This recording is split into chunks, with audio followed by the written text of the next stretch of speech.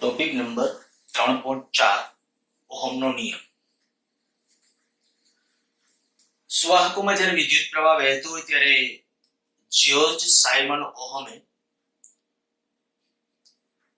એમાંથી પસાર થતા પ્રવાહ I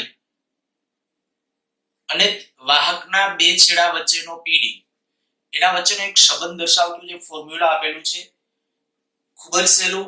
આજે આપણે એની ડિસ્કશનમાં જઈએ છીએ. મેં કીધું જ્યોર્જ સાયમન ઓહમ એમણે આવું કીધું કે જ્યારે કોઈ પણ વાહક છે, હવે પહેલા વાહક એટલે શું, તો અત્યારે ધાતુ સુવાહક એવો શબ્દ પ્રયોગ નથી કરતો. એ મે બી ધાતુ સુવાહક હોઈ શકે, અર્ધવાહક હોઈ શકે, કોઈ પણ જેમાંથી અંશતઃ અથવા ફૂલી વિદ્યુતનું વહન થઈ શકે એવો કોઈ વાહક. આ વાહકમાંથી જ્યારે વિદ્યુત પ્રવાહ વહેતો હોય ત્યારે નિશ્ચિત ભૌતિક પરિસ્થિતિમાં, હું બોલું છું નિશ્ચિત ભૌતિક પરિસ્થિતિ એટલે શું, તો કે આપેલા તાપમાને અને દબાણ. તાપમાન ફિક્સ હોવું જોઈએ, દબાણ ફિક્સ હોવું જોઈએ. ટૂંકમાં આપણે આ સમજો કે આ વાહક છે ને માની લો કે મેં ઓરડાના તાપમાને રાખેલો છે, તો ઓરડાનું તાપમાન એમને મેન્ટેન કરવાનું. જ્યારે એને કોઈ બેટરી સાથે તમે જોડો છો, અહીંયા આપણે માની લઈએ કે 20 વોલ્ટની બેટરી સાથે આપણે આ વાહકને જોડેલો છે, ત્યારે તરત જ આપણને આટલો ખ્યાલ છે કે ભાઈ આ 20 વોલ્ટની બેટરી હોય તો આ સ્થિતિમાન 0 ગણાય, આ સ્થિતિમાન 20 વોલ્ટ એટલે ખરેખર PdV અહીંયા 0 જ લેવું જરૂરી નથી. આગલા લેક્ચર વખતે પણ મેં કીધું હતું. તો અહીંયા સ્થિતિમાન 0, અહીંયા V, પરિણામ અહીંયા વિદ્યુત ક્ષેત્ર આમ રચાશે ધન થી ઋણ તરફનું, અને વિદ્યુત ક્ષેત્ર જ્યારે આમ રચાય ત્યારે ઇલેક્ટ્રોનની ગતિ કંઈક આમથી આમ થશે, પણ આપણે રૈવાજિક પ્રવાહની દિશા આમ લઈએ છીએ, આવું ડિસ્કશન કરી ગયા છે. પણ આમાંથી ટૂંકમાં કંઈક પ્રવાહ વહેશે. માની લો કે એ વહેતો પ્રવાહ I છે. જો પ્રવાહ I હોય તો આ જ્યોર્જ સાયમન ઓહમ 1828 એમણે એ સમયગાળામાં એક નિયમ આપ્યો કે V is proportional to I અથવા I is proportional to V. જે લાગુ પાડેલા વોલ્ટેજ હોય એના સમપ્રમાણમાં, જે વોલ્ટેજ લાગુ પાડે એના સમપ્રમાણમાં પ્રવાહ હોય. મીન્સ કે એમણે ઘણા બધા એક્સપેરિમેન્ટ કર્યા અને આવું સૂચન કર્યું કે ભાઈ જો આયા પ્રાપ્તિ સ્થાનના વોલ્ટેજ બદલાય, હવે આયા કદાચ આપણે અત્યારે મારે સમજવા માટે હું કહી દઉં, કાં તો આયા ચલ બેટરી લઈ લો, અથવા ઘણી વખત આયા છે ને રિયોસ્ટેટ જોડવામાં, આનો અર્થ થાય ચલ બેટરી. ચલ બેટરી એટલે જેના વોલ્ટેજ બદલી શકાય. તો માની લો કે હું 1 વોલ્ટ રાખું ત્યારે આયા પ્રવાહ છે 1 મિલી એમ્પિયર છે માની લ્યો, તો 2 વોલ્ટ રાખો 2 મિલી એમ્પિયર મળે, 3 વોલ્ટ રાખો 3 મિલી એમ્પિયર મળે. ધાત્વિય વાહકો અને આપણા સામાન્ય વાહકોમાં ઘણા બધામાં નથી બોલતો પણ ઘણા બધામાં આ ઓહમનો નિયમ જળવાય છે. મીન્સ કે આ સમપ્રમાણમાં છે. V is proportional to I. જે નથી જળવાતો એ ઓહમના નિયમની મર્યાદામાં આપણે ડિસ્કશન કરશું. અત્યારે કહીએ કે અહીંયા V proportional to I, અને જો અહીંયા ચલનની નિશાની દૂર કરી અને અચળાંક મૂકીએ તો એ અચળાંકને કહેશું અહીંયા R. આ R એટલે આપણે કીધું એ પ્રમાણે ઓહમિક અવરોધ. R છે એ શું આપણો ઓહમિક અવરોધ. ઓહમના નિયમની ઉપરથી છે એટલે ઓહમિક અવરોધ. આનો એકમ પારિમાણિક સૂત્ર કઈ કઈ બાબતો ઉપર આધાર રાખે છે એ પણ ખાસ આપણે ધ્યાન રાખશું. આનો એકમ શું, તો કે એકમ ઓહમ. જ્યોર્જ સાયમન ઓહમ એના ઉપરથી આનો એકમ છે ઓહમ. સંજ્ઞા જે આ રીતે લખી છે, સંજ્ઞા તમે જાણો છો, ભણી જ ગયા છો ઓલરેડી. આ સંજ્ઞા આપણી ઓહમની સંજ્ઞા છે. અથવા કે એનો બીજો એકમ વોલ્ટ પ્રતિ એમ્પિયર, આના ઉપરથી વોલ્ટ પ્રતિ એમ્પિયર એનો એકમ થશે. પારિમાણિક સૂત્ર લખ્યું છે 1232 m1 L2 T-3 A-2.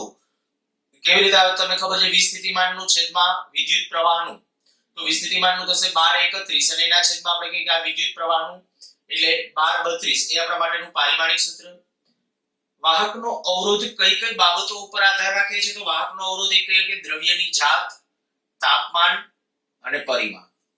ખાસ ગુજકેટ માટે પણ અહીંયા ધ્યાન રાખવું કે વાહકનો અવરોધ કઈ કઈ બાબતો ઉપર આધારિત છે અથવા કઈ બાબત પર આધારિત નથી. તો અહીંયા કહી દઈએ કે ભાઈ આધારિત નથી એવો પ્રશ્ન જો કહીએ ને તો સ્વતંત્ર રીતે V ઉપર કે સ્વતંત્ર રીતે I ઉપર આધારિત નથી. હું તમને એમ કહું કે ભાઈ R બરાબર V upon I અનુસાર જો પ્રવાહનું મૂલ્ય બમણું કરવામાં આવે તો અવરોધનું મૂલ્ય છે એ અડધું થાય છે. સાચું ખોટું? તો આ ધ્યાન રાખજો કે જો તમે પ્રવાહનું મૂલ્ય અડધું કે બમણું કે જે કાંઈ કરો ને એના સમપ્રમાણમાં V બદલાય જ જાય.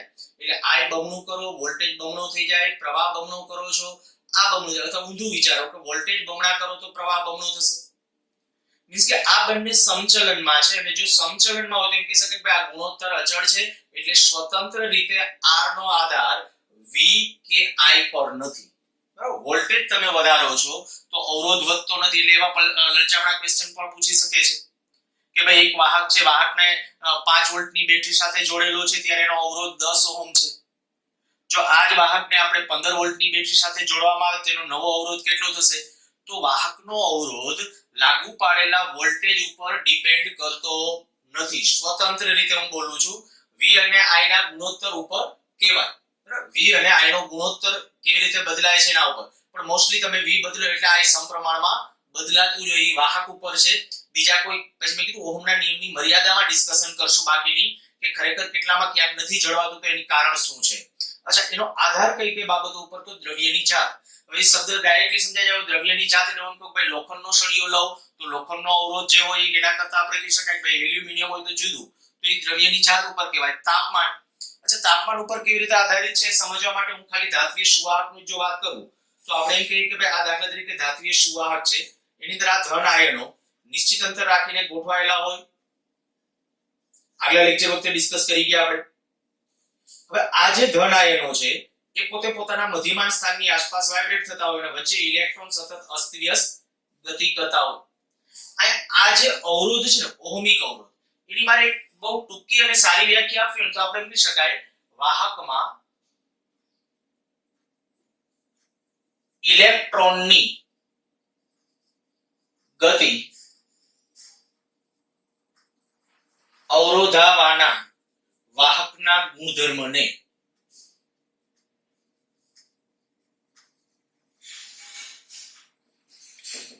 ઓહમિક અવરોધ કહે છે. ખરેખર ઓહમિક અવરોધ શું છે ને એ આપણે અવરોધ આવું કરીએ છીએ. ખરેખર અવરોધ એટલે શેનો અવરોધ? તો કે એ રિયલમાં આ છે કે ઓલા અંદરથી ઇલેક્ટ્રોન જે પસાર થાય છે ને એ ઇલેક્ટ્રોનનો માર્ગ. ઇલેક્ટ્રોન એ સતત આયનો સાથે અથડામણ કરતા હોય અને જ્યારે ઇલેક્ટ્રોન સતત આયનો સાથે અથડામણ કરતા કરતા આગળ વધતા હોય તો એની ગતિ વારંવાર એટલે કે ગતિની દિશા સતત બદલાશે. અને જો સતત દિશા બદલાતી હોય તો ત્યારે એ પરિસ્થિતિ વખતે એનો માર્ગ અવરોધાણો એમ કહેવાય. અને બસ એ વાહકમાં ઇલેક્ટ્રોનની ગતિ અવરોધાવાનો ગુણધર્મ એટલે એને કહેવાય અવરોધ. હવે હું ડિસ્કશન કરું છું કે તાપમાન ઉપર કેવી રીતે આધારિત છે. હવે વિચારો, આપણે જે ડિસ્કસ અગાઉ કરી ગયા છે કે આ બધા ધન આયનો જે નિશ્ચિત અંતર રાખીને ગોઠવાયેલા છે એ પોતે સ્થિર હોતા નથી. પણ શું છે તો કે પોતે પોતાના મધ્યમાન સ્થાનની આસપાસ આપણે ડિસ્કશન કરી લીધી કે પોતે મધ્યમાન સ્થાનની આસપાસ સતત વાઇબ્રેટ થાય છે. હવે વિચારો એક ટેમ્પરેચર વધે તો જો ટેમ્પરેચર વધે, તાપમાન વધે એટલે મોટા દોલનો થશે. પેલા જે થતા તેના કરતા મોટા કંપવિસ્તારવાળા દોલનો થતા હશે. અને જો મોટા કંપવિસ્તારવાળા દોલનો થાય તો તમે સહેલાઈથી સમજી શકો કે ભાઈ આની અંદર ઇલેક્ટ્રોન જે ગતિ કરે છે ને એ ઇલેક્ટ્રોનનો માર્ગ વધારેમાં વધારે ફંટાશે. મીન્સ કે વાહકનો અવરોધ વધશે. તો તાપમાન વધવા સાથે વાહકનો અવરોધ વધે. ધ્યાન રાખજો, નોટબુકમાં નોટ કરજો, તાપમાન વધવા સાથે વાહકનો અવરોધ વધે. બરાબર, દ્રવ્યની જાત વાત કરી, તાપમાન, અને હવે પરિમાણ ઉપર ડિસ્કશન કરીએ કે વાહકનો અવરોધ પરિમાણ ઉપર કેવી રીતે આધારિત છે. હવે એને સમજવા માટે માની લ્યો કે આવો કોઈ સળિયો લંબાઈ લઈ લઈએ L, આડછેદનું ક્ષેત્રફળ છે A.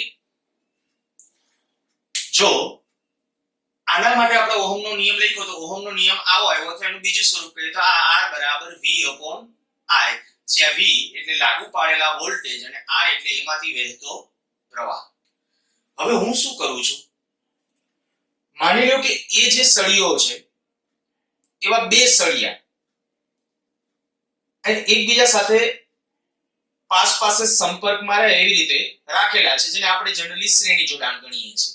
બરાબર, આનું આડછેદ અહીંયા જે હતું ઈ જ આડછેદ, આની લંબાઈ જે છે ઈ લંબાઈ આ જે લંબાઈ હતી એ જ વિચારીએ. બાજુમાં બીજો સળિયો અહીંયા સંપર્કમાં રાખેલો છે. અચ્છા, હવે માની લ્યો આના બે છેડા વચ્ચેનો પીડી કેટલા વોલ્ટ હતો? V volt. બરાબર, આ બીજો સળિયો એના બે છેડા વચ્ચે પીડી કેટલા વોલ્ટ હતો? V volt. આ સળિયો મેં કીધું આવું સમજી લો. ત્યાં હવે જો હું આ બે બિંદુ વચ્ચે ડિસ્કસ કરું તો શ્રેણી જોડાણમાં તો પ્રવાહ સમાન હોય, શ્રેણી જોડાણમાં પ્રવાહ સમાન હોય, જેમ આપણે કેપેસિટરોમાં ગણતા કે કેપેસિટરોમાં શ્રેણી જોડાણમાં વિદ્યુત ભાર સરખો હોય, એવી રીતે અહીંયા પ્રવાહ શું કામ સરખો? તો પાઇપલાઇન વાળું ઉદાહરણ યાદ કરો કે પાઇપલાઇન ની અંદર દાખલા તરીકે એક બાજુ આપણે કદાચ આ પાઇપલાઇન સરખા આડછેદ વાળી છે માની લ્યો, પણ સરખા આડછેદ વાળી ન હોય તો પણ જેટલું પાણી બીજી છેડેથી બહાર આવી શકે ને એટલું જ અહીંયા એન્ટર થાય. એટલે હું સાદી ભાષામાં તમને એમ કહું કે અહીંથી જો 5 લીટર પાણી પ્રતિ સેકન્ડ દાખલ થાય તો અહીંથી 5 લીટર પાણી બહાર આવશે જ. તો 5 લીટર અહીંયા આવી શકે તો જ અહીંથી 5 લીટર દાખલ થશે.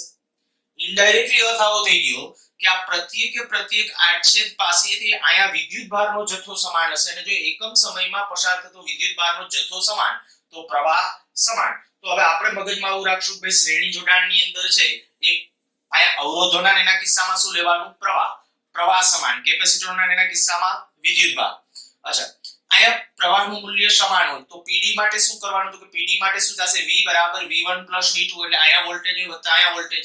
તો મારે અહીંયા જો ઓહમિક અવરોધ લખવો હોય, આપણે જે ઓહમે જે નિયમ આપ્યો પ્રમાણે R = V/I, તો મારે આ બે બિંદુ વચ્ચે લખવું હોય તો આના વોલ્ટેજ V છે, આના વોલ્ટેજ V છે, તો વોલ્ટેજ સિરીઝમાં હોય તો સરવાળો કરવાનો, તો વોલ્ટેજ કેટલા થઈ જશે? 2V. RC મે આ લખ્યું છે કોમ્બિનેશનનો અવરોધ, આ જે કોમ્બિનેશન છે એનો અવરોધ RC = 2V. 2V ક્યાં? તો કે એક V આ કીધું, એક V આ કીધું, એટલે V + V તો 2V, અને આમાંથી વહેતો પ્રવાહ મેં કીધું કે I, તો આ આપણે લખ્યું છે I. અને એના ઉપરથી ફાઇનલી આપણું જે પરિણામ આવ્યું કે RC ઇક્વિવેલન્ટ કેટલું આવ્યું? 2R. જ્યાં R શું હતું? તો કે R હતું આપણા પાસે V/I, બરાબર? એ V/I. અચ્છા, એની જેમ જ આ જો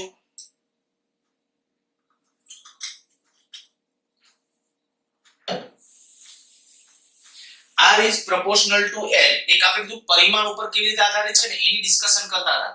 તો એક તારણ આપણું આવી ગયું કે ભાઈ આ જે લંબાઈ હતી ને, જો લંબાઈ વધારી, આડછેદ નથી વધાર્યું, આયા આડછેદમાં મેં કોઈ ફેરફાર ન કર્યો, એ આડછેદ હતો, આનો આડછેદ એ, ખાલી લંબાઈ L ને L, તો 2L લંબાઈ છે અહીંયા બમણી કરી છે. જ્યારે લંબાઈનું મૂલ્ય મેં બમણું કર્યું તો મને એટલી ખબર પડી ગઈ કે ભાઈ લંબાઈ જ્યારે બમણી કરી તો અવરોધ કેટલો થયો? R, જે કોમ્બિનેશનનો અવરોધ છે એ કેટલો થઈ ગયો? 2R. મીન્સ કે અવરોધ બમણો થાય છે. એટલે એક નિર્ણય આપણો આવી ગયો કે માટે આમ કહી શકીએ અવરોધ R is proportional to L, લંબાઈના સમચલનમાં છે. લંબાઈ વધે, અવરોધ વધે. નેક્સ્ટ, હવે માની લ્યો કે આ જે સળિયો છે, આ જ સળિયો એને વચ્ચેથી સ્પ્લિટ કરી નાખી, બરાબર? માની લ્યો કે આ આપણો સળિયો છે, તો આ સળિયાને બરાબર વચ્ચેથી આમ સ્પ્લિટ કરી નાખી. શું થશે? હવે આડછેદનું ક્ષેત્રફળ હાફ થઈ જશે, બરાબર? આડછેદનું ક્ષેત્રફળ, કારણ કે આનું આડછેદનું ક્ષેત્રફળ a હોય તો આને જ્યારે હું વચ્ચેથી આમ સ્પ્લિટ કરી નાખું છું ત્યારે એ સ્થિતિમાં કહી શકાય કે આનું આડછેદનું ક્ષેત્રફળ a/2 થઈ જશે. લંબાઈ કેટલી? L ની L જ. અચ્છા, હવે આ સ્થિતિમાં પાછું હું ઓહમનો નિયમ લખવા જાઉં તો કે હવે મારે એમ કહેવું પડે કે આના બે વચ્ચે જે વોલ્ટેજ, અહીંયા આપણે જે સળિયો હતો, સળિયાના બે વચ્ચે વોલ્ટેજ લાગુ પાડ્યા હોય તો વોલ્ટેજ તો એમનો વિનાવી જાય, પણ હવે શું થશે? આડછેદ ઘટે તો ઓલા એકમ સમય પહેલા આખું આડછેદ જ્યારે હતું, આખું આડછેદ ત્યારે હું કહું આમાંથી 1 સેકન્ડની અંદર છે માની લ્યો કે ભાઈ અમુક સંખ્યામાં એટલે કે આ આડછેદમાંથી અમુક સંખ્યામાં માની લ્યો કે q કુલમ વિદ્યુત ભાર છે આમાંથી નીકળતો હતો. હવે આડછેદ અડધું થઈ જાય તો અડધા આડછેદમાંથી અડધો વિદ્યુત ભાર નીકળવાનો, તો પ્રવાહ કેવો થઈ જાય? હાફ.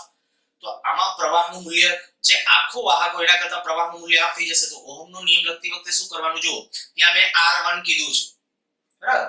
R1 એક ગમે તે સંજ્ઞા આપો, એની સાથે લેવા દેવા નથી. R1 = V/I/2. V એટલે વોલ્ટેજ, આના બે વચ્ચે જે વોલ્ટેજ હતા એ તો એમનો જ ફિક્સ છે, પણ સ્પ્લિટ કરી નાખ્યો છે એને પરિણામે પ્રવાહ અડધો થઈ જશે. તો પ્રવાહ અડધો તો 2V/I, અને અવરોધનું મૂલ્ય પાછું કેવું થયું? બમણું. મૂળ જે અવરોધ હતો એના કરતા અહીંયા પણ અવરોધ બમણો મળ્યો. આનો અર્થ એવો થયો કે ભાઈ આડછેદ જો a નું a/2 કર્યું, આડછેદ અડધું કર્યું તોય અવરોધ બમણો થયો. તો બીજો આપણો નિર્ણય આ કે R is proportional to 1/n. એક આપણો નિર્ણય આ તો R is proportional to L, પરિમાણ ઉપર કેવી રીતે આધાર રાખે તો કે લંબાઈના સમપ્રમાણમાં.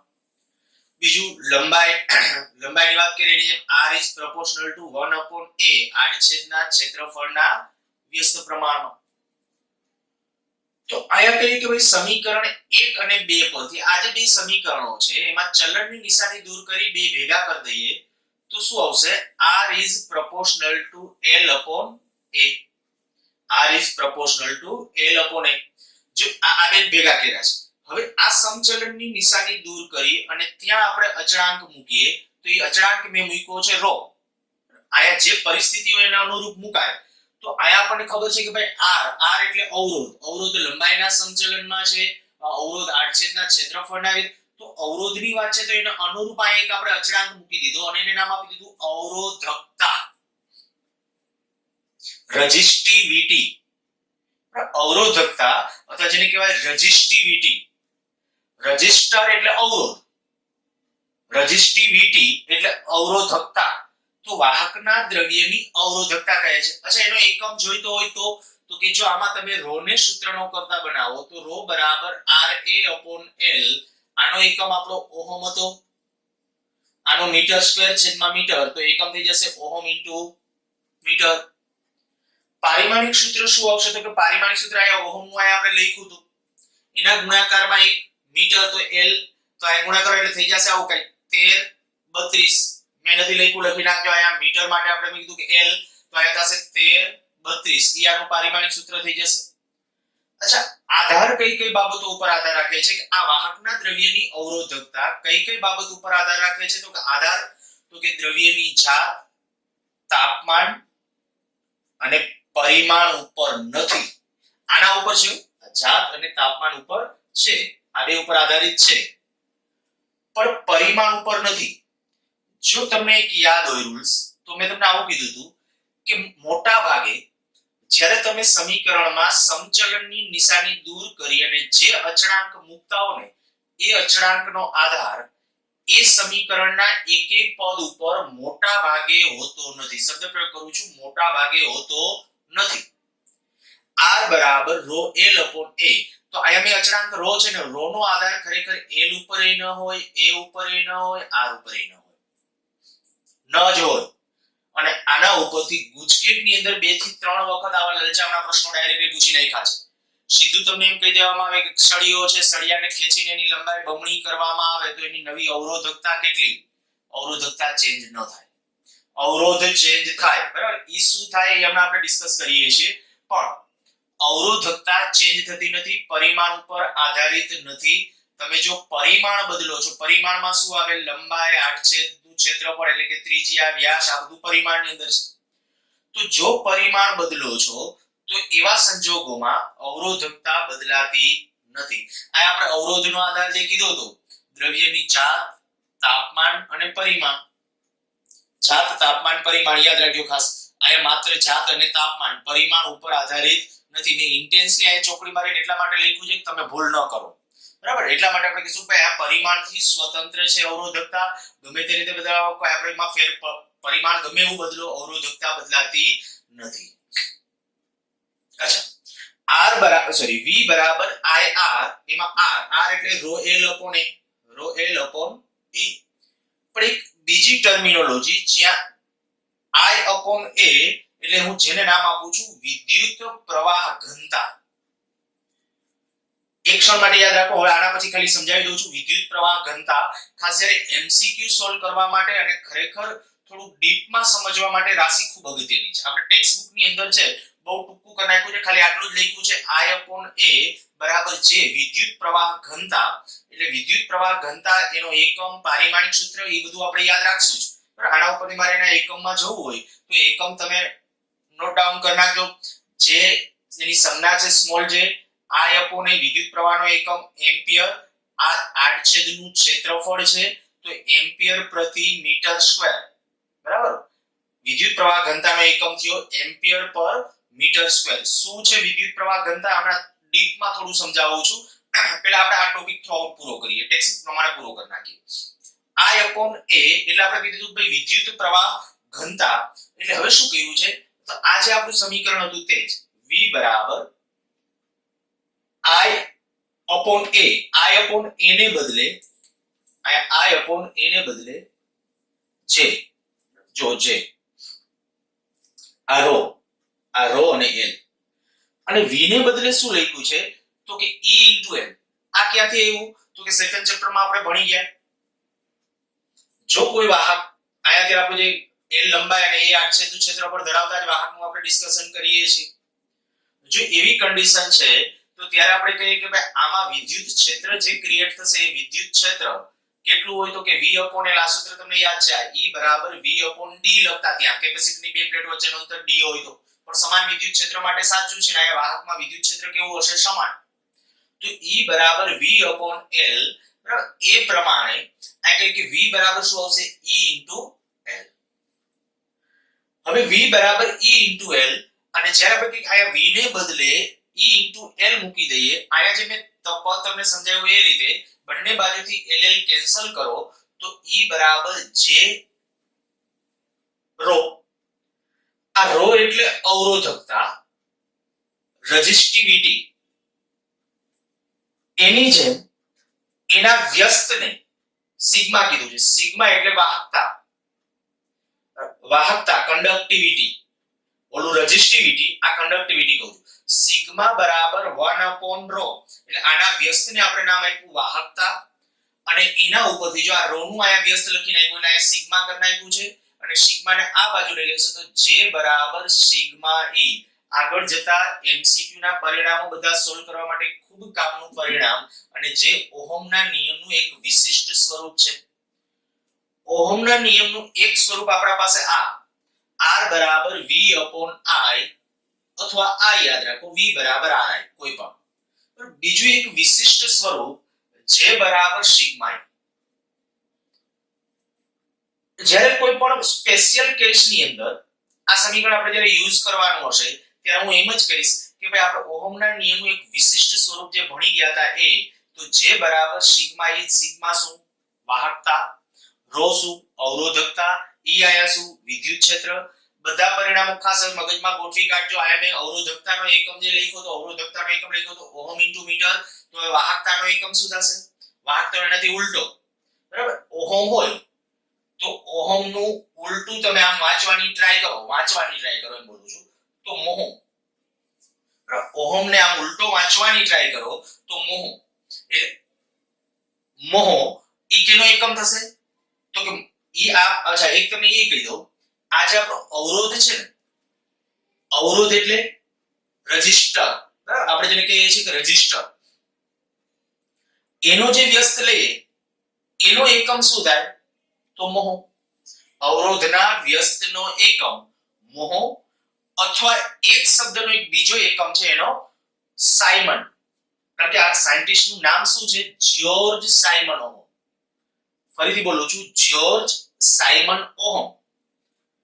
તો એના નામ ઉપરથી સાયમન એના ઉલટાના એકમ તરીકે અવરોધનો એકમ ઓહમ પણ સાયમન કેનો એકમ કહું છું? અવરોધના વ્યસ્તનો. તો આયા હું એમ કહીશ કે આ મોહ કહું કે સાયમન કહું. બરાબર. આ જે આ તો આ ઉલટું વાંચે ને આ અવરોધનું ઓહમ જે છે ને ઉલટું વાંચો એટલે મોહ. પણ મોહ ઈ કેને ઇક્વિવેલન્ટ છે? સાયમન ને ઇક્વિવેલન્ટ છે. બરાબર. એટલે સાયમન ઈ અવરોધના વ્યસ્તનો એકમ છે. અચ્છા તો મારે આનો એકમ લખવો હોય તો આનો એકમ શું હતો? Ohm into metre. તો હવે આનો એકમ મારે લખવો છે વાહકતાનો તો વાહકતાનો એકમ શું આવી જશે? મોહ મીટર ઇન્વર્સ. ફરીથી રિપીટ કરું છું મોહ મીટર ઇન્વર્સ અથવા સાયમન મીટર ઇન્વર્સ. ઈ વાહકતાનો એકમ થશે. એનું પારિમાણિક સૂત્ર પૂછી શકે એનો આધાર તો આયા આપણે કહી શકાય પારિમાણિક સૂત્ર આનું જે આવશે એના કરતા ઉલટું થઈ જશે કારણ કે વ્યસ્ત છે. આધાર તો આ જ બાબતો આવશે એમાં કોઈ ફેર નહીં. જાત અને તાપમાન ઉપર એ પણ પરિમાણ ઉપર આધારિત હોતું નથી. તો આ વાત થઈ આપણી ઓહમના નિયમની. 2 કે 3 માર્કની અંદર તમને ક્વેશ્ચન આખો પૂછી શકે. એક ક્વેશ્ચન આપણે આવી રીતે આમ કહે કે ભાઈ ઓહમનો નિયમ લખો અને તે પરિમાણ પર કેવી રીતે આધાર રાખે છે તેનું ડિસ્કશન કરો, સમજાવો. તો તમારે શું કરવું પડે? તો તમારે આ અને આ સુધીનો આપણો ખાસ આ બધો ઉલ્લેખ કરવો પડે. બરાબર. પરિમાણ ઉપર કેવી રીતે આધારિત છે તે જાણીને આ સૂત્ર સુધીને જે આ રો એ અવરોધકતા છે ઉલ્લેખ કરી દેવાનો. પછી અવરોધકતાનો આધાર નહીં ન લખો તો ચાલે પણ આ લખ્યા પછી કહી દેવાનું કે રો એ વાહકના દ્રવ્યની અવરોધકતા છે. કદાચ નેક્સ્ટ 3 માર્કની અંદર કે એમાં ક્વેશ્ચનમાં જવું હોય તો આવું પણ પૂછી શકે કે ભાઈ ઓહમનો નિયમ લખો અને ઓહમના નિયમનું વિશિષ્ટ સ્વરૂપ J બરાબર સિગ્મા E તારવો. તો પહેલા તો આપણે આ ડિસ્કશન કરવું પડે એના ઉપરથી પછી આ કેવી રીતે આમ આધારિત છે એ ડિસ્કશનમાં ગયા પછી તમારે આ પરિણામ છે એ એક પ્રૂવ કરવું પડે. અચ્છા, હવે નેક્સ્ટ જે હું અત્યારે ડિસ્કશનમાં જાઉં છું વિદ્યુત પ્રવાહ ઘનતા, પણ એની પહેલા આખી સ્ક્રીન છે એક વખત પોઝ કરી બધું વ્યવસ્થિત લખો.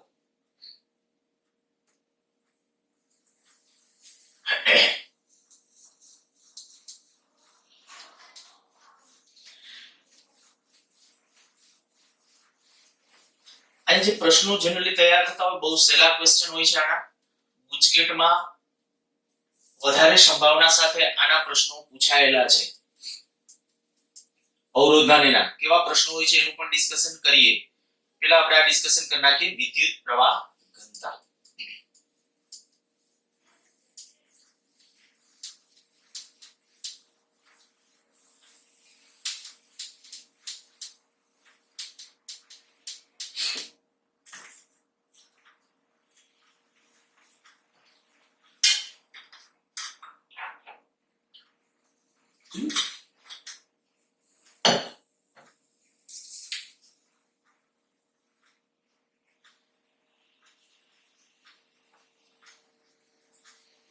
વિદ્યુત પ્રવાહ ઘનતા.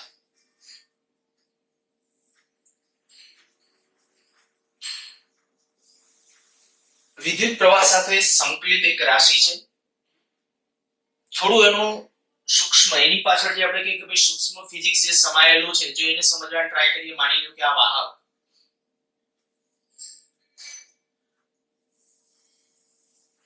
આ વાહકમાંથી જ્યારે I જેટલો પ્રવાહ વહે છે, ગઈકાલે આપણે જે વ્યાખ્યાઓની આપેલી ત્યારે આપણે આવું ડિસ્કશન કરેલું કે I બરાબર Q/T, એક વ્યાખ્યા એકમ સમયમાં કોઈ પણ આડછેદમાંથી પસાર થતો વિદ્યુત ભારનો જથ્થો. આડછેદ આપણે લેતા હતા કેવું લેતા હતા? પ્રવાહની દિશાને લંબ.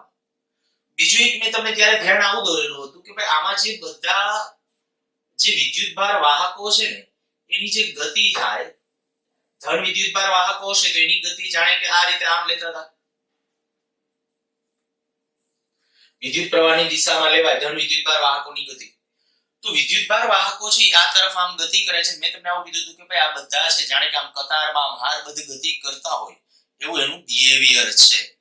પણ જ્યારે તમે એને માઇક્રોસ્કોપિક લેવલ ઉપર વિચારો તો આપણને એ તો ખબર છે કે આ વાહકની અંદર તો શું છે, તો આની અંદર કેટલાય વચ્ચે ધન આયનો પડ્યા છે, વચ્ચે ઇલેક્ટ્રોન અસ્તવ્યસ્ત ગતિ કરે, તો ખરેખર આમ ગતિ કરવી પોસિબલ જ નથી. બરાબર? આમ આ રીતે આમ એક્ઝેક્ટલી ખરેખર સ્મૂથ ગતિ, આ તો એની જેમ બિહેવિયર લઈએ છીએ તો ચાલે છે, જેને સ્થૂળ વર્ણન કહેવાય. બરાબર? તમે આમ સાદી ભાષામાં હું તમને એમ કહું કે બે શબ્દ સ્થૂળ અને સૂક્ષ્મ, અગાઉ પણ આપણે આ બે શબ્દો આવી જ ગયા છે. આ સ્થૂળ અને સૂક્ષ્મ. હું એક બીજું ખાલી એક સિમ્પલ ઉદાહરણ આપું. માની લ્યો કે ભાઈ કોઈ આપણે ક્લાસના રિઝલ્ટનું ડિસ્કશન કરીએ છીએ, કોઈ ક્લાસનું રિઝલ્ટ આપણે ડિસ્કસ કરીએ છીએ, તો એક ક્લાસના રિઝલ્ટનું ડિસ્કશન કરવા માટે મારે શું કરવું પડશે? તો કે પ્રત્યેક વિદ્યાર્થીનું રિઝલ્ટ પહેલા ઉપાડવું પડશે. ફિઝિક્સમાં કેટલા માર્ક, કેમિસ્ટ્રીમાં કેટલા માર્ક, મેથ્સમાં કે બાયોમાં કેટલા માર્ક, આવા બધા પહેલા ડેટા છૂટા કરવા પડશે. પછી એના આધારે મારે બાકીનું નક્કી કરવું કે મેથ્સનું રિઝલ્ટ આટલા ટકા, ફિઝિક્સનું આટલું, કેમિસ્ટ્રીનું આટલું, બાયોનું આટલું. આ બધું જ્યારે મારે ડિસ્ટ્રીબ્યુશન કરવું છે ત્યારે પહેલા મારે શું કરવું? ભાઈ દરેક વિદ્યાર્થીની મારે માર્કશીટ તપાસવી પડે, દરેક વિદ્યાર્થીના માર્ક્સ ઉપાડવા પડે અને પછી હું ડિક્લેર કરી શકું કે ભાઈ આપણું સ્કૂલનું પરિણામ આટલા ટકા છે. તો તમે એટલું તો સમજી શકો કે જે આપણી સ્કૂલનું પરિણામની જે ડિસ્કશન કરી ને એ જે આપણી વાત કરી ને એ કહેવાય સ્થૂળ વર્ણન. એ સ્થૂળ છે. હું એમ કહું કે ભાઈ આપણી સ્કૂલનું રિઝલ્ટ 99.99% છે તો એનો તાત્કાલિક અર્થ કે માંડો 12 ઠેકડા, કારણ કે સીધો અર્થ એ થઈ ગયો કે 99.99%, પણ એમાં ઓલા એક જે 0.01% જે ટૂંકા પૈકી એટલા ટકા જે સ્ટુડન્ટ છે ને એ સ્ટુડન્ટને તો નારાજ થવાનું છે, પણ એ નહીં, કારણ કે એ સ્થૂળ વર્ણન ઉપર ત્યારે વિચારીએ છીએ. તો જ્યારે સ્થૂળ વર્ણનની ચર્ચા છે ત્યારે મેં કીધું વ્યાપક, પણ હા સ્થૂળ વર્ણન કરવા માટે ફરજિયાત સૂક્ષ્મ વર્ણન કરવું અનિવાર્ય છે. ભલે એનું આપણે ડિસ્કશન ન કરીએ પણ સૂક્ષ્મ વર્ણનથી જ સ્થૂળ વર્ણનનો ઉદ્ભવ હોય તો રિયલમાં મારે તમને એમ કહેવું હોય ને કે વાહકની અંદર મારે આ વિદ્યુત પ્રવાહી તો સ્થૂળ રાશિ છે, વિદ્યુત પ્રવાહી તો સ્થૂળ છે. રિયલમાં એના નાના નાના પાર્ટ નાખો, વિદ્યુત પ્રવાહના વાહકની અંદર જ્યારે તમે પાર્ટ પાડી નાખો, ટુકડા કરી નાખો, તે જે સૂક્ષ્મ વર્ણન તરફ જે તમને દોરી જશે એ આપણી રાશિ એ વિદ્યુત પ્રવાહ ઘનતા છે. હજી થોડુંક તમને ડીપમાં કહું. માની લો આપણે આખું આડછેદ લેવાને બદલે હું અહીંયા કોઈ એક નાનકડું આડછેદ લઉં, કોઈ એક નાનકડું આડછેદ. હવે તમને એ તો ખ્યાલ છે કે આ જે આડછેદ છે એ આડછેદમાંથી શું વિદ્યુતભારો બધા આમ જવાના, એ તો કે ભાઈ આપણે સરેરાશ ઇમેજ એવી લીધી છે કે સરેરાશ રીતે આમ બધા ગતિ કરે છે. રિયલમાં તો આવું બની શકે કે અહીંથી કોઈ વિદ્યુતભાર આમ ગતિ કરતો હોય, અહીંથી કોઈ વિદ્યુતભાર આમે ગતિ કરતો હોય, આવું આડાવડી ગતિ હોઈ શકે.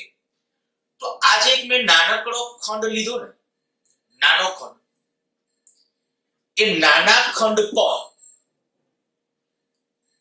એકમ સમયમાં પસાર થતો, આ ખંડમાંથી એકમ સમયમાં પસાર થતો વિદ્યુતભારનો જથ્થો લઈ લઈએ તો ખરેખર એ શું આપશે ટર્મિનોલોજી આપણને? વિદ્યુત પ્રવાહ ઘનતા. મેં હમણાં વિદ્યુત પ્રવાહ ઘનતાનું આપણું જે સૂત્ર લખ્યું હતું કે વિદ્યુત પ્રવાહ ઘનતા J બરાબર I/A. વ્યાખ્યા આની આવી થાય. વ્યાખ્યા નોટ ડાઉન કરી લેજો. પ્રવાહની દિશાને લંબ એકમ આડછેદમાંથી પસાર થતો વિદ્યુત પ્રવાહ. ફરીથી એકવાર રિપીટ કરું છું. પ્રવાહની દિશાને લંબ એવા એકમ આડછેદમાંથી પસાર થતો વિદ્યુત પ્રવાહ.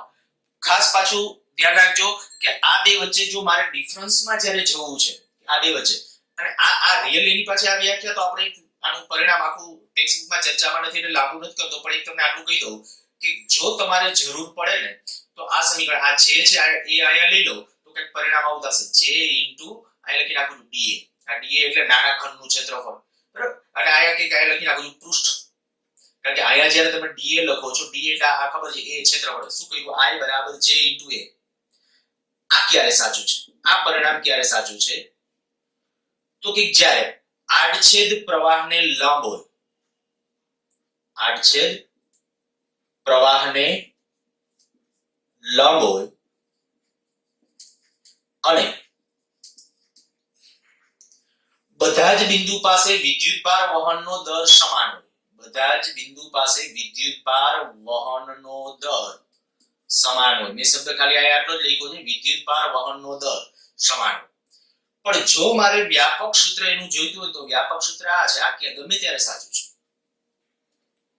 ટેક્સ્ટબુકમાં ઉલ્લેખ નથી પણ ખાસ જી વાળા બાળકો માટે તો ખૂબ અગત્યનું સાબિત થશે આવનારા દિવસોમાં. I બરાબર ઇન્ટિગ્રેશન JdA.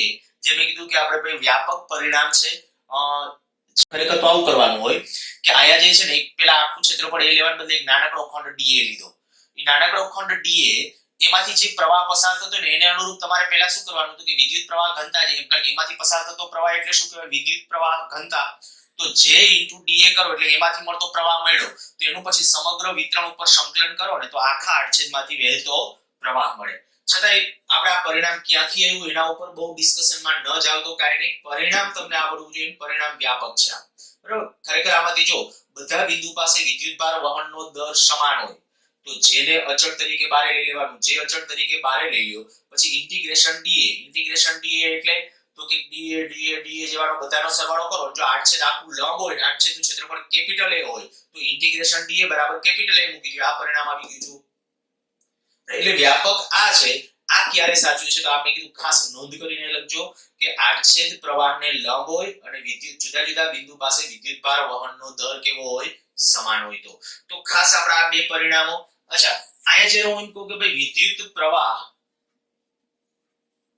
અને વિદ્યુત પ્રવાહ ઘનતા, વિદ્યુત પ્રવાહ ઘનતા, તો આ છે ને અદિશ રાશિ, આ સદિશ રાશિ.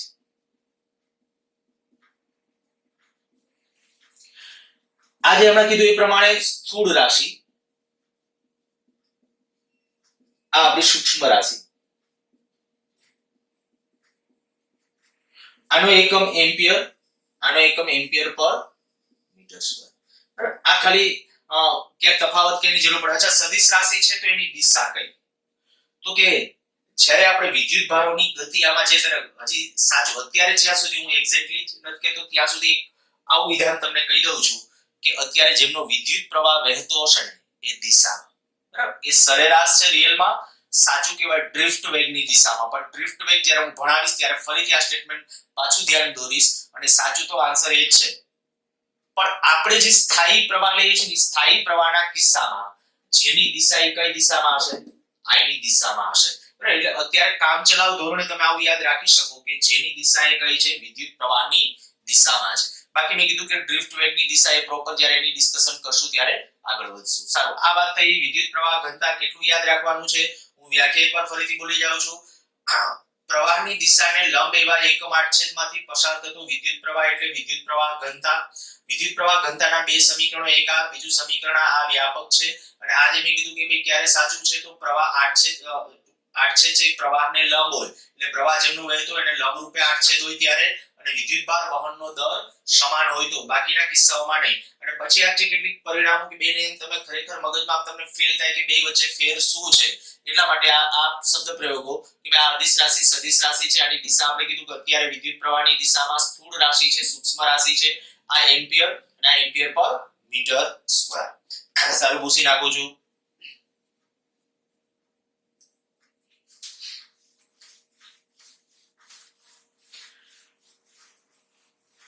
ખાસ ગુજકેટ લેવલના ને બધા જે પ્રશ્નો છે એનું ડિસ્કશન કરીએ. જે વાહકના અવરોધનું આપણું જે સમીકરણ આપણે લીધું R બરાબર rho L upon A, R બરાબર rho L upon A. rho એ અવરોધકતા છે, L છે લંબાઈ છે, A આડછેદનું ક્ષેત્રફળ છે. જ્યારે હું આવું કરું, માની લો કે આપણો જે આ એક સળિયો જેનું આડછેદનું ક્ષેત્રફળ A છે, લંબાઈ L છે,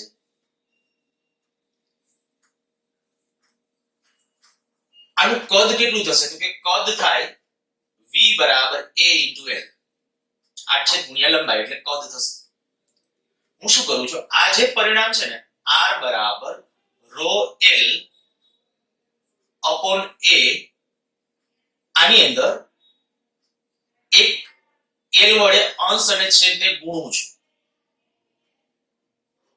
તો થશે આવું R બરાબર rho L સ્ક્વેર, L એક ગુણાકારમાં તો L સ્ક્વેર, A એટલે A into L, એ તો હતું ગુણાકારમાં પછી શું આવ્યું L, તો A into L એટલે આયા થઈ જશે કદ, તો rho L square upon V. બીજું, જો R બરાબર આમ લખું rho L A upon A square. હવે હું શું કર્યું છે, અંશ અને છેદને મેં A વડે ગુણાકાર કર્યો છે અને આની જગ્યાએ કદ લખી નાખ્યું rho V upon A square. અચ્છા, હવે A એટલે આડછેદનું ક્ષેત્રફળ.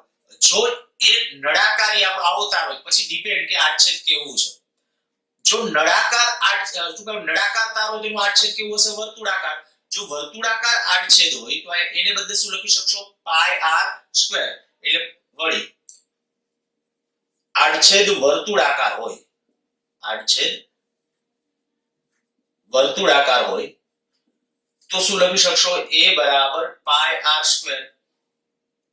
તો એવી સ્થિતિમાં આપણું પરિણામ આવું આવ્યું R બરાબર rho V upon pi square r ની 4 ઘાત, કારણ કે વર્ગ છે તો આના ઉપરથી હું આવું લખી શકું R is proportional to 1 upon r raised to 4, અને આના ઉપરથી હું આવું લખી શકું R is proportional to L square.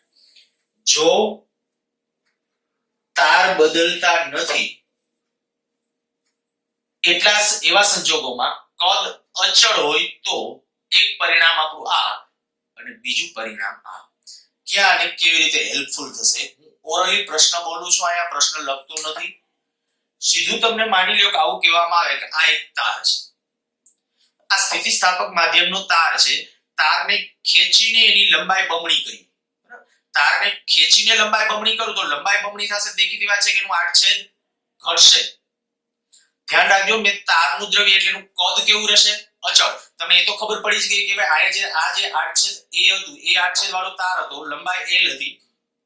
આને જ્યારે આપણે ખેંચ્યો લંબાઈ બમણી થઈ તો લંબાઈ બમણી થઈ સામે તાર પાતળો થયો છે, નવું દ્રવ્ય ક્યાંથી આવવાનું નથી એટલે કદ કેવું રહેશે? અચળ. ટૂંકમાં કદ અચળ હોય ને તો જ આ પરિણામો વાપરવા, કદ અચળ ન હોય તો આ પરિણામોનો ઉપયોગ કરવો નહીં, નહીંતર ખોટો આન્સર આવશે. તો જ્યારે કદ અચળ, કદ ક્યારે અચળ હોઈ શકે, કેવા સંજોગોની અંદર અચળ હોઈ શકે, હું બોલી જાઉં છું. તારને ખેંચીને લંબાઈ વધારવાની હોય ત્યારે કદ અચળ.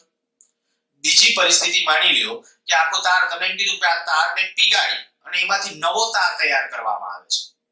તો શું થયું, એ તારને પીગાડ્યું, કઈ દ્રવ્ય વેણી શકે, દ્રવ્ય કઈ નાશ નથી પામતો એવું માની લ્યો, એમાંથી ને એમાંથી એટલા ને એટલા કદમાંથી પછી નવો તાર બનાવ્યો, કદાચ આટ છે આટલું કર્યું નહીં, જે કઈ કર્યું હોય ચેન્જ કર્યું હોય. તો બે સંજોગો અંદર ખાસ કદ તમે અચળ લઈ શકો અને એવા સંજોગોમાં તમારે આ સૂત્રનો ઉપયોગ કરવાનો છે.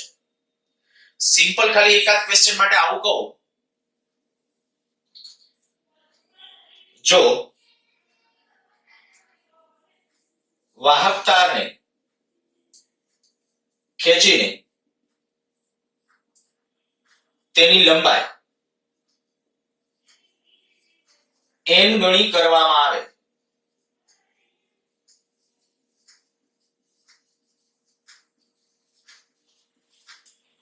તો નવો અવરોધ, વાહક તારને ખેંચીને તેની લંબાઈ જો n ગણી કરવામાં આવે તો નવો અવરોધ કેટલો થશે. હવે તરત જ ખબર પડી ગઈ તારને ખેંચવાની વાત છે, ખેંચીની જ્યારે પરિસ્થિતિ વિચારતા હશો ત્યારે શું થશે, અવરોધ છે તો કે તરત કહી દેવાનું ભાઈ r is proportional to l square. તો જો r is proportional to l square માટે હું આમ લખું r ડેશ નવો અવરોધ હશે એ કેવી રીતે is proportional to n l n square. આ નવો અવરોધ લખ્યો છે કારણ કે લંબાઈ કેટલા ગણી કરી, n ગણી. જો બંનેનો ગુણોત્તર લઈ લઈએ તો આપણે કહીશું r ડેશ upon r બરાબર કેટલું આવશે n square. જો બાકી બધું કેન્સલ, જોઈ શકશો r ડેશ upon r તો આ n square રહેશે. તો આના ઉપરથી થઈ ગયું કે ભાઈ r ડેશ બરાબર n square r. તો હવે તમને એ ખબર પડી ગઈ કે જ્યારે તારને ખેંચીને એની લંબાઈ વધારવામાં આવે છે ત્યારે એનો અવરોધ લંબાઈના વર્ગના સમચલનમાં છે. જો લંબાઈ n ગણી કરો છો તો r dash is proportional to n square થઈ જશે. તો r ડેશ ઈ કેટલા થઈ ગયો તો n square ગણો થઈ જશે. માની લો કે હવે તમને આવો પ્રશ્ન પૂછ્યો કે ભાઈ 2 ઓહમ અવરોધ ધરાવતા તારને ખેંચીને એની લંબાઈ છે બમણી કરવામાં આવે છે તો તેનો નવો અવરોધ કેટલો, તો નવો અવરોધ સીધો કહી દેવાનો 2 ગણી કરો તો બમણાનો વર્ગ એટલે 4, સીધો અવરોધ થઈ જશે કેટલો 4 ગણો. પછી એમાં જે તે કન્ડિશનો તમને ઉમેરીને ગમે એવું આડાવડું આપી શકે. ક્વેશ્ચન પરીક્ષકના હાથમાં છે. હું તમને સીધું આવું, ચાલો એક મને મજા આવે એવો ક્વેશ્ચન બનાવો કે ભાઈ એક તાર છે, એનો અવરોધ r છે. જોજો પ્રશ્ન સાંભળજો, આખો પ્રશ્ન લખતો નથી, ખાલી ડાયાગ્રામ ડ્રો કરું છું. આ તાર છે, એનો અવરોધ r છે. આ તારને ખેંચી તેની લંબાઈ બમણી કરવામાં આવે. તારને ખેંચી લંબાઈ બમણી, ખેંચીને લંબાઈ બમણી, બીજી કોઈ રીતે નહીં. વળી તમે એમ કહો બીજો તાર બાજુમાં મૂકીને લંબાઈ બમણી, એમ નહીં. તારને ખેંચીને લંબાઈ બમણી કરવામાં આવે, ત્યારબાદ તેના બે ટુકડા સમાન ટુકડા કરવામાં આવે અને બંને ટુકડાને સમાંતરમાં જોડી દેવામાં આવે તો નવો અવરોધ કેટલો થશે. સરસ ક્વેશ્ચન બની ગયો, બહુ સિમ્પલ અને સરળ. આયા જે હું તમને કહું છું કે ભાઈ r બરાબર આપણા પાસે પરિણામ કેવું તો કે જેવું તમે એટલું તો પહેલા તરત જ આપણા મનમાં વિચાર આવી જવો જોઈએ કે ભાઈ આ જ્યારે તાર છે, તારને જ્યારે ખેંચીને લંબાઈ બમણી કરી તો બમણી એટલે અવરોધ કેટલા ગણો 4 ગણો. બરાબર, તો તાર જે થયો આનો અવરોધ આખો જ્યારે લંબાઈ બમણી થઈ તો આનો અવરોધ થયો 4 ગણો. હવે બે ટુકડા કર્યા તો જ્યારે બે ટુકડા કરશો તો બે ટુકડા કરશો એટલે આનો અવરોધ 2r આવશે અને આ બાજુનો અવરોધ કેટલો આવશે 2r. ટોટલ આખો 4r હતો. હવે 2r આવે સમાંતરમાં તો હું એમ કહું કે ભાઈ આ 2r અને આ 2r, આ બીજો 2r, આ બંને એકબીજાને જ્યારે સમાંતરમાં જોડી દો તો આ બે વચ્ચે જો તમારે સમતુલ્ય જોઈતો હોય તો અવરોધોના સમાંતર જોડવા માટે સૂત્ર શું આવશે?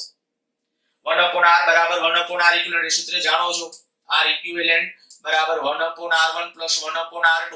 તો આ મુજબ આનો સમતુલ્ય અવરોધ કેટલો થશે? આ 2r છે, આ 2r છે, એટલે પાછો આનો ઇક્વિવેલન્ટ અવરોધ કેટલો આવશે? અવરોધ r.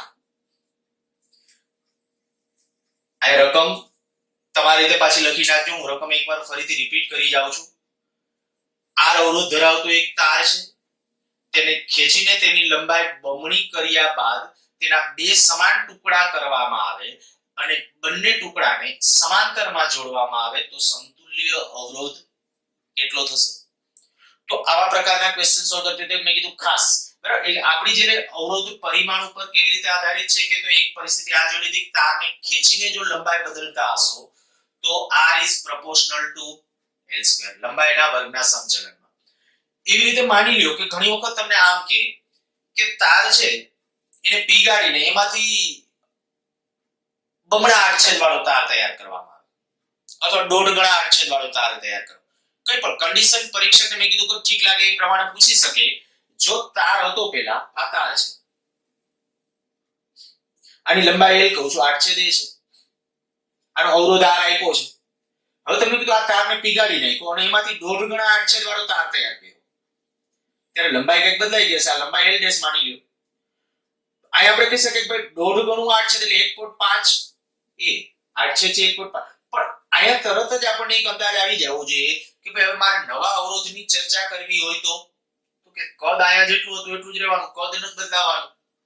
પણ તમને આમાં ચેન્જ ક્યાં આપ્યો છે? તમને રકમમાં આપ્યું છે એમાં આડછેદ પેલા a એટલે કે જે હતું એનાથી દોઢ ગણું થાય છે એવું આપ્યું છે તો કે તો આ પરિણામનો ઉપયોગ કરે આડછેદ વાળું. r is proportional to 1/a².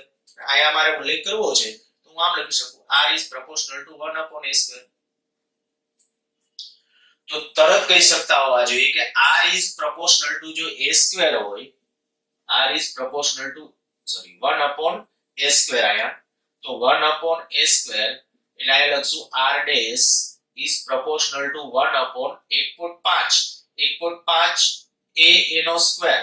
બરાબર, એટલે હું 1.5 નામ લખી નાખું છું 3/2 a નો વર્ગ. તો આ કેટલું થઈ જશે 4/9 a². આવું રહેશે. અને જો આ બેનો ગુણોત્તર લઈએ તો r dash upon r બરાબર કેટલું થઈ જશે તો કે 4/9. અર્থাৎ કે નવો અવરોધ જે આવશે r dash બરાબર 4r/9. તો આ ડિસ્કશન આપણે કરી આના માટેની કે જ્યારે વાહક તારને ખેંચીને એની લંબાઈ બદલો છો, તારને પીગાડીને એમાંથી નવો તાર બનાવો છો તો બરાબર. હવે બીજી વાતમાં આગળ વધીએ એની પહેલા ઝડપથી લખી નાખો.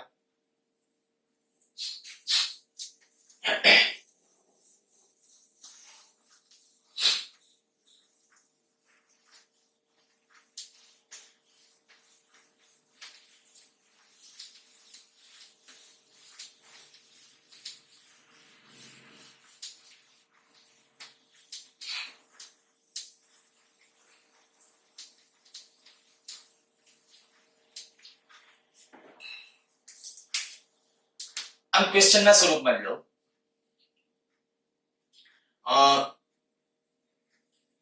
એક તાર લંબાઈ l, આડછેદ a, અવરોધ r.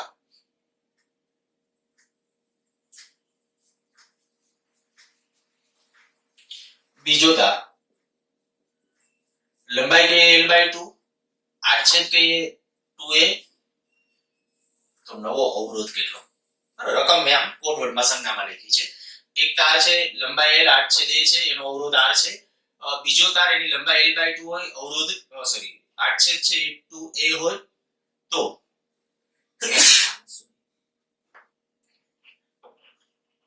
ત્યારે આપણે કહી શકશું કે ભાઈ એ પરિસ્થિતિમાં એનો નવો અવરોધ કેટલો? તો આપણે સીધું જ આ સૂત્ર r બરાબર ρl/a. તો આના ઉપર કીધું l અને a બે ચલ તરીકે છે. આ તારને ખેંચવાની જેવી કોઈ વાત નથી. એક જ દ્રવ્યના તાર, આ બંને એક જ દ્રવ્યના તાર. એક જ દ્રવ્ય હોય તો જ અવરોધકતા કેવી હશે? અચળ હશે. બરાબર, એટલે એક જ દ્રવ્યના આવા બે તાર લીધા તો r બરાબર ρl/a એટલે આ અચળ થઈ ગયું. તો આના ઉપરથી મારે લખવું તો આમ લખાય r dash upon r બરાબર l dash upon l અને a/a dash. સમજાય કે શું કર્યું છે? l upon a તો એના પરથી r dash જ્યારે લખું છું તો r dash એટલે શું આવશે? l dash upon a dash. બરાબર, આ મારે આનું જો હજી બીજું પરિણામ લખવું r dash નું તો ρ l dash upon a dash. આના છેદમાં આ લખ્યું છે એટલે પરિણામ આવું હશે. હવે l dash upon l તો l dash upon l આ l dash એટલે નવી લંબાઈ આ l/2 એના છેદમાં તો વધશે કેટલું? આયા હાફ ગુણ્યા a/a dash. a એટલે આ પ્રારંભમાં હતું તે a dash એટલે આ તો આ આવશે 1/2. તો આનો અર્થ થઈ જશે કે r અવરોધ r dash બરાબર કેટલું આવશે? r/4. તો આ થઈ જશે આપણો નવો અવરોધ. તો આમાં તમે જોઈ શકો છો કે ભાઈ તાર છે એના કંઈક પરિમાણ જ અલગથી બદલી લીધા, અવરોધકતા બદલાતી નથી, બરાબર. ખાલી એના પરિમાણ બદલીને નવો તાર લીધેલો છે, રિપ્લેસમેન્ટ આપ્યું છે બીજા તાર વડે. તો માની લો કે આવી રીતે આમ ક્વેશ્ચન કહેવામાં આવે કે આર અવરોધ ધરાવતા તારના n સમાન ટુકડા કરવામાં આવે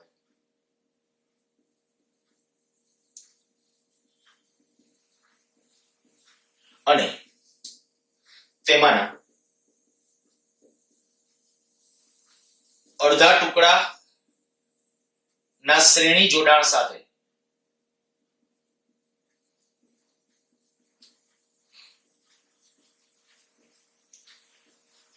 બાકીના બધા ટુકડા સમાંતરમાં જોડવામાં આવે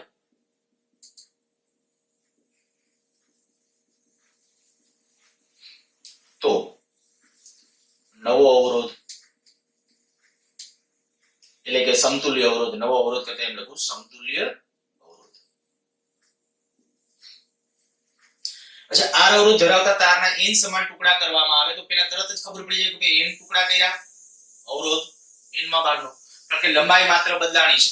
ત્યારે તમારે ફરજિયાત કયું સૂત્ર વાપરવાનું આવે? આપણા પાસે આ જે પરિણામ છે r બરાબર ρ l upon a, તો આમાં મારે ફરજિયાત વાપરવાનું r is proportional to l.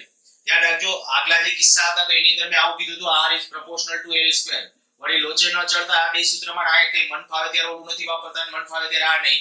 કેટલાક રૂલ્સ એટલે ક્યાં? તો મેં કીધું હતું કે જો તારને ખેંચો છો, બરાબર, તારને ખેંચો છો કે એવી કન્ડિશન હોય એટલે કદ અચળ રહેતું હોય તો આ. પણ જો એવું નથી તો એવા સંજોગોમાં આપણે કહી શકીએ કે ભાઈ આ તાર છે, જ્યારે r is proportional to l ક્યારે લખ્યું? તારને કાપવામાં વાત કરી છે. કાપવાનું એટલે આડછેદ જ બદલાવાનું. આ તાર હોય અને આમ કઈ વચ્ચેથી કટ કરી નાખીએ તો આનું આડછેદ હોય ને જ રહેશે, એ નથી બદલાતું. તો ખાલી એમ લખાય r is proportional to l. તો હું એમ કહું કે ભાઈ જો n ટુકડા કરો તો અવરોધ કેટલો થઈ જાય? લંબાઈ l માં ભાગી તો અવરોધ પણ કેટલા થાય? દરેક ટુકડાનો અવરોધ. એટલે મારે અહીં જ્યારે સોલ્યુશનમાં લખવું છે તો સોલ્યુશનની અંદર આપણે કહીશું દરેક ટુકડાનો અવરોધ. તો દરેક ટુકડાનો અવરોધ કેટલો આવશે? r by n. હવે આમાંના અડધા ટુકડા ના શ્રેણી જોડાણ સાથે, જો તેમાંના અડધા ટુકડાના શ્રેણી જોડાણ સાથે, તો શ્રેણી જોડાણ જે છે એટલાનો અવરોધ, શ્રેણી જોડાણ નો અવરોધ. તો શ્રેણી જોડાણમાં કેટલા છે? n by 2 ટુકડા. એક ટુકડાનો અવરોધ કેટલો? r by n, અને n by 2 ટુકડા છે તો n by 2 ગુણ્યા દરેક ટુકડાનો અવરોધ. ધ્યાન રાખજો, બીજું કઈ નથી કર્યું, ખાલી આ સિમ્પલી હું એમ કહું કે એક અવરોધ r છે, બીજો અવરોધ r છે, ત્રીજો અવરોધ r છે. આવા શ્રેણીમાં તમે જોડતા જાઓ, ત્રણ અવરોધ હોય તો 3r. તો આ કેટલા અવરોધો શ્રેણીમાં થયા? n by 2. n by 2 એટલા માટે અડધા ટુકડાઓ મેં કીધા. અડધા એટલે n ટુકડા ટોટલ છે અને અડધા એટલે કેટલા? n by 2. તો n by 2 ટુકડાઓ કેવા જોડાણમાં? શ્રેણીમાં. અને દરેક ટુકડાનો અવરોધ કેટલો હતો? r by n. તો એ આપણે કિંમત મૂકી. અચ્છા, હવે એમાં n છે જ્યારે કેન્સલ આઉટ થશે થઈ જશે કેટલું? r by. હવે બાકીના બધા કેવા જોડાણમાં? શ્રેણીમાં. તો બાકીના સમાંતર જોડાણ નો અવરોધ. બાકીના જો સમાંતર જોડાણનો અવરોધ જોઈતો હોય તો સમાંતર જોડાણમાં તો આપણે કીધું સરખા મૂલ્ય ના હોય. કેપેસિટર વખતે જે શ્રેણીમાં હતું એવું અહીંયા સમાંતરમાં છે તો એટલામાં ભાગ નો થાય. તો અહીં આપણે કહી શકીએ r by n એકનો છે. હવે એવા કેટલા ભાગ છે? n by 2, બરાબર, n by 2 એ સમાંતરમાં છે તો આ કેટલું થઈ જશે? 2r upon n square. ફરીથી શું કર્યું છે સમજો. સમાંતરમાં કેટલા ટુકડા જોડ્યા છે? આ આપણે કહીએ કે ભાઈ આ સમાંતરની અંદર આ એક અવરોધ કેટલો? એનો અવરોધ r by n, આ બીજો અવરોધ r by n, ત્રીજો અવરોધ r by n. આ બધા અવરોધો છે આમ સમાંતરમાં જોડતા જઈએ. જો ત્રણ અવરોધ જોડ્યા હોય તો r by n upon 3, જેટલા હોય એટલા સરખા ભાગ થાય. તો આયા આપણે કેટલા અવરોધો છે? તો કે n by 2, બરાબર, ટોટલ n હતા, આયા આપણે n by 2 સમાંતરમાં જોડવાના. તો n by 2 એટલે આપણું પરિણામ આ. અને હવે આ આની સાથે પાછા કેવા જોડાણમાં? સમાંતરમાં. તો જો મારે સમતુલ્ય લખવું હોય તો 1 upon r equivalent, બરાબર, કારણ કે સમાંતર જોડાણની વાત છે. સમાંતર જોડાણની અંદર આયા આપણે કે આ સિરીઝ માટે હું લખી નાખું rs અને આ જે છે ને પેરેલલ માટે લખી નાખું છું rp. તો 1 upon rs plus 1 upon rp. તો આના ઉપર સુધી જશે 2/r પ્લસ અહીંયા આવી જશે કેટલું n² / 2r તો 2r લસા તરીકે લઈ લેશો તો અહીંયા આવશે 4 + n² / 2r અર્થાત કે r ઇક્વિવેલન્ટ બરાબર કેટલું આવશે 2r 4 + n². તો આ થઈ ગયો એનો ઇક્વિવેલન્ટ. હવે ગમે ત્યારે આવા કોઈ પણ ક્વેશ્ચન બનાવડાવે તો તમારે તે ખાસ પ્રયત્ન કરજો.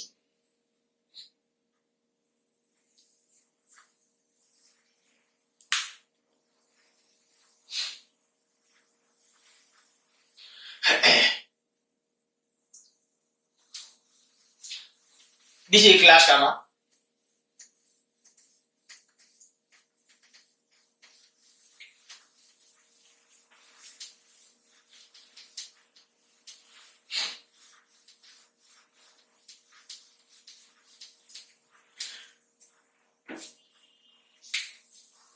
જો પર્સન્ટેજમાં ફેરફાર આપે તમને એમ કહેવામાં આવે કે r અવરોધ ધરાવતા તારને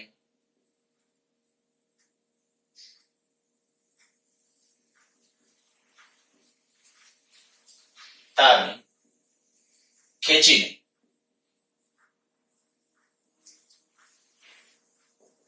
તેની લંબાઈમાં પહેલું 2%, બીજું 10%, ત્રીજું 100% નો વધારો કરવામાં આવે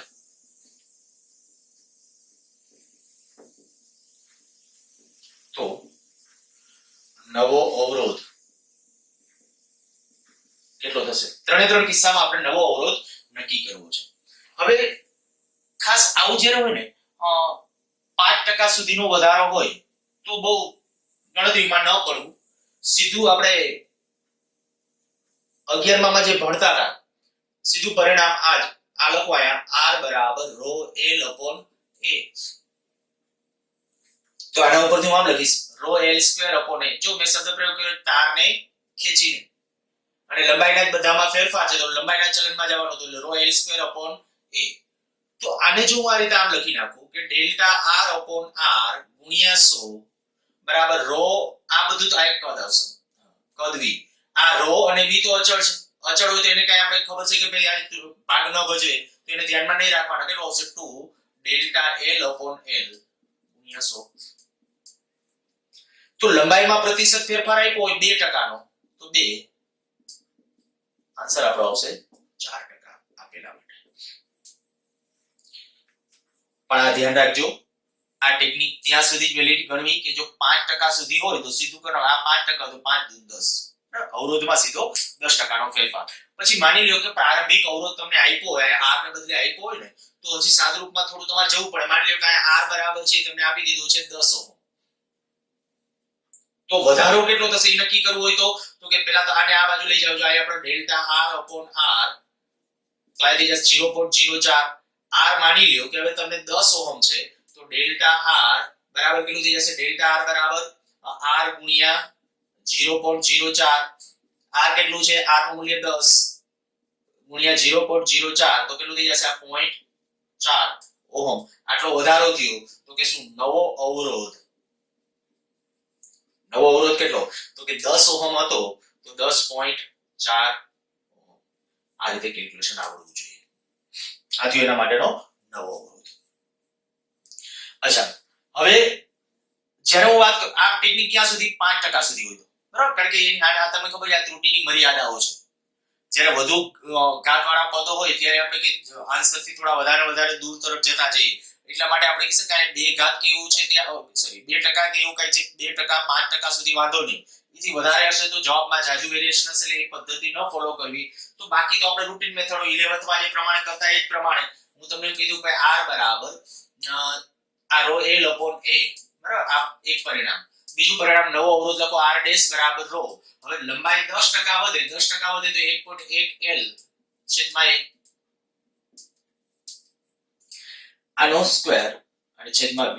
અહીંયા હું લખી નાખું આ કદ વાળું પરિણામ, કારણ કે તારને ખેંચીને જ્યારે તમે લંબાઈ વધારતા હો ત્યારે કદ વાળું બરાબર કદ વાળું પરિણામ આપણું કે જે હોય એ સૂત્ર આપણે વાપરવાનું છે. તો અહીંયા આપણે rho l square upon v અહીંયા લખ્યું એવી જ રીતે રો l સ્ક્વેર પણ નવી લંબાઈ લખી નાખી છે કદ v તો અચળ જ રહેવાનું છે હવે આ બેનો જો ગુણોત્તર લઈ લ્યો તો r ડેશ અપોન r બરાબર કેટલું આવશે તો કે અહીંયા 1.1 l એનો સ્ક્વેર 1.1 l એનો સ્ક્વેર છેદમાં l સ્ક્વેર કેન્સલ આઉટ 1.21 ખાલી એટલું વધશે r ડેશ આ r અચ્છા માની લો કે r નું મૂલ્ય છે તમને આપ્યું હતું 10 ઓહમ તો આ કેટલો આવશે 12.1 ઓહમ તો વધારો કેટલાનો આવ્યો તો કે વધારો આવ્યો 2.1 ઓહમ 10 હતો 2.1 નો વધારો થયો માની લો કદાચ અહીંયા જો હું percentage કેટલો પ્રતિશત વધારો ગણવા માંગુ છું કે પ્રતિશત કેટલો ફેરફાર થયો તો પ્રતિશત વધારો એટલે પ્રતિશત ફેરફાર માટે શું કરવાનું એ તમને ખબર છે આના ઉપરથી મારે પ્રતિશત ફેરફારમાં જવું હોય તો પ્રતિશત ફેરફાર માટે શું કરાય વધારો પ્રતિશત વધારા માટે તો અંતિમ માઈનસ પ્રારંભિક છેદમાં પ્રારંભિક ગુણ્યા 100 આ સૂત્રનો બહુ આપણે અગાઉ ઉપયોગ કરેલો છે અંતિમ કેટલો તો કે અંતિમ આટલો 1.21 r માઈનસ પ્રારંભિક ખાલી r પ્રારંભમાં ખાલી r હતો છેદમાં પ્રારંભિક r અહીંથી કોમન નીકળે કેન્સલ આઉટ થઈ જશે અને 100 વડે ગુણી નાખો એટલે હવે આપણું પ્રતિશત તો આવશે 21% તો કહી શકાય 21% નો વધારો કદાચ જો આ સૂત્ર પ્રમાણે કેલ્ક્યુલેટ કરવા ગયા હોત ને તો આ ડેલ્ટા l બાય l ગુણ્યા 100 એટલે 10% લખો તો 10 દુ 20 આન્સર આવે તો 20% ખોટો પડે આન્સર સાચો આન્સર છે 21% એટલે 21% નો વધારો તમારે કેલ્ક્યુલેટ કરવો પડે એટલે મેં એટલે જ કીધું તમને 5% કરતા વધારે હોય તો આ મેથડ ફોલો કરવી નહીં 5% સુધી ઓકે પછી વધારે ઘાતવાળા પદ હોય તો 5% સુધી ન ચાલે આ તો અહીંયા l સ્ક્વેર છે એટલે ઓકે ચાલો હવે આ જ રીતે હવે તમારે આ ત્રીજું છે એનું કેલ્ક્યુલેશન કરવું હોય તો બહુ સરળ થઈ ગયું તો અહીંયા હું લખું r ડેશ અપોન r બરાબર અહીંયા ગુણોત્તર કેટલો આવશે 100% નો વધારો 100% એટલે કેટલું થઈ જશે 2l થઈ જશે નવી લંબાઈ ખબર પડી જવી જોઈએ 100% નો વધારો કારણ કે વધારો કેટલો છે એના ઉપર જો 10% નો વધારો હોય તો 1.1 20% નો વધારો હોય તો 1.2 30% નો વધારો 1.3 90% નો વધારો 1.9l 100% નો વધારો તો આયા પાછો આપણે કહી શકીએ કે 2 એટલે 2l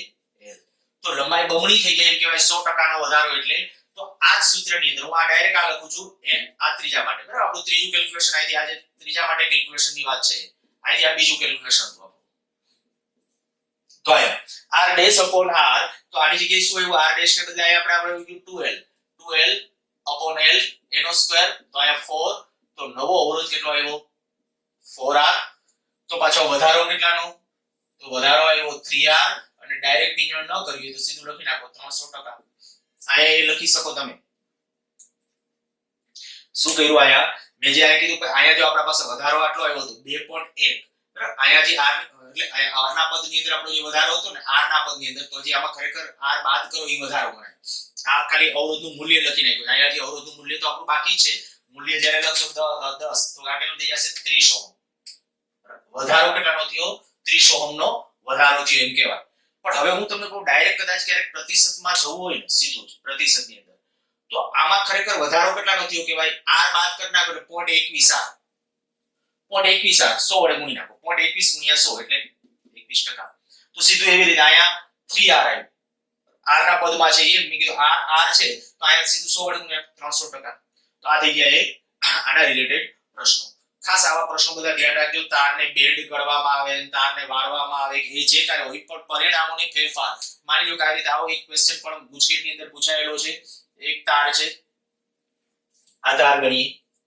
આ તારના જ્યારે એક સમાન 10 ટુકડા કરવામાં આવે એક સમાન 10 ટુકડા કરવામાં આવે જે 10 ટુકડા કર્યા એમાંના હમણાં ઓલો ક્વેશ્ચન લીધો એની જેમ જ 10 ટુકડા કર્યા બાદ શું કરવાનું તો કે 5 ટુકડા છે એને સમાંતરમાં જોડો 5 ટુકડાને સમાંતરમાં જોડો અને બાકીના 5 ટુકડા એની સાથે સિરીઝમાં જોડો તો સમતુલ્ય અવરોધ કેટલો થશે આવડવું જોઈએ એનું કેલ્ક્યુલેશન કરતા એવા પ્રકાર પછી માની લો કે આવું કહી દીધું આ તાર છે તારને આમ વર્તુળાકાર આમ વાળી દીધો આ તાર છે અને વર્તુળાકાર વાળી દીધો આને તમે એમ કે વ્યાસાંતે આવેલા બે બિંદુ વચ્ચે સમતુલ્ય અવરોધ ગણો તો બહુ સિમ્પલ થઈ ગયું ખાલી આમાં કઈ કાપવાનો તોડવાનો કઈ છે નહીં આખો તાર હતો અવરોધ r આપ્યો હતો આખો તાર એનો અવરોધ r આનો આખાનો અવરોધ r હોય હવે તમે વ્યાસાંતે આવેલા વ્યાસના અંત્ય બિંદુઓ ત્યાં આપણે સમતુલ્ય અવરોધ, તો આટલાનો અવરોધ કેટલો થશે r/2, આનો અવરોધ કેટલો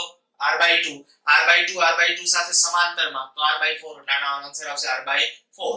આવી રીતે કદાચ એમ કે ભાઈ ચોરસ સ્વરૂપે વાળવામાં આવે છે અને એમાં કે તમે આ બે બિંદુ વચ્ચે સમતુલ્ય અવરોધ ગણો, આ આખો તાર આ જ હતો ખરી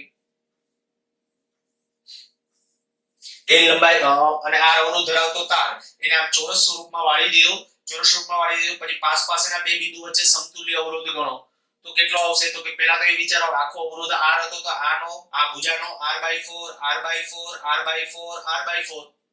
અચ્છા એની અંદર અહીંથી જ્યારે આપણા શ્રેણી સમાંતરના રૂલ્સ આના બધા લાગુ આપણે આગલામાં જે ભણ્યા છે કે અહીંથી જ્યારે જાવ છો ત્યારે આપણે કહી શકાય આ બધા સિરીઝમાં આવી જશે. તો r/4, r/4, r/4 ઈ શ્રેણીમાં થયા, તો ઈ ત્રણેય શ્રેણીમાં થાય કેટલું આવશે 3r/4. ફરીથી બોલું છું r/4, r/4, r/4 ઈ ત્રણેય સિરીઝમાં, તો 3r/4, 3r/4 એની સાથે આ કેવા જોડાણમાં આવ્યું સમાંતરમાં, તો 3r/4 r/4 એનું જે સમતુલ્ય તમને મળે 3r/4 અને એની સાથે આપણે કીધું 3r/4 સાથે ઓલું સમાંતરમાં qr/4.